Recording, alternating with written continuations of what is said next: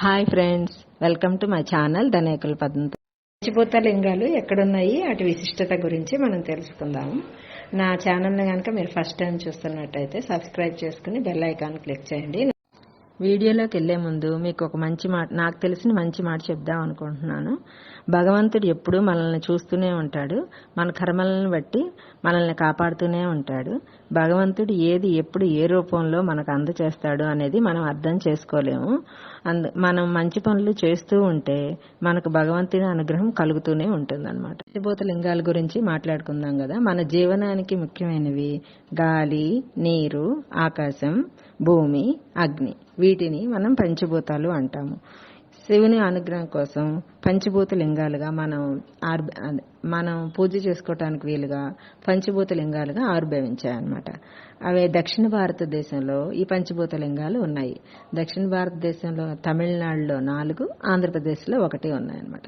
తమిళనాడులో ఉన్న లింగాలు ఏమిటంటే పృథ్వీలింగము, ఆకాశలింగము, జలలింగము, తేజోలింగము. అలాగే ఆంధ్రప్రదేశ్లో వాయులింగము ఉన్నది. పృథ్వీలింగం అంటే కంచిలో ఉన్న మట్టి లింగము.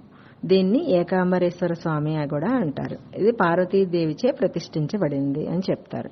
ఇక్కడున్న అమ్మవారు కామాక్షిదేవి. ఆమె 18 శక్తిపీఠాలలో. ఆకాశలింగము తమిళనాడులోని చిదంబరంలో ఉన్నది. ఇది లింగ దర్శనం ఉండదు, అంతా శూన్యంగా ఉంటుంది.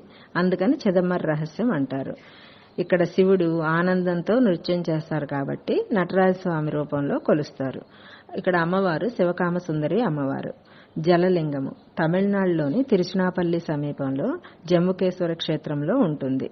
లింగం కింద నీరు ఎప్పుడు ఉంటుంది, అందుకని దీన్ని జలలింగము అంటారు. జంబుకేశ్వరుడు స్వామి, అమ్మవారు అఖిలాండేశ్వరి దేవిగా కొలుస్తారనమాట. తేజోలింగము అంటే ఇది అగ్నిలింగం అని కూడా అంటారు. తమిళనాడులోని తిరువన్నామలైలో ఉంటుంది. ఇక్కడ తేజో రూపంలో శివుడు కొండ మీద ఉద్భవించాడని నమ్ముతారు. అందుకని ఆ కొండ చుట్టూ మనం గనక ప్రదక్షిణ చేస్తే మనకు పుణ్యం వస్తుందని అంటారు. అందుకే అందరూ అరుణాచల గిరి ప్రదక్షిణ చేస్తారని చెప్తారనమాట. ఇక్కడ అమ్మవారు అపిత కుచలాంబ అమ్మవారు అనమాట. వాయులింగము ఆంధ్రప్రదేశ్లోని శ్రీకాళహస్తీశ్వర ఆలయంలో ఉన్న లింగము వాయులింగము.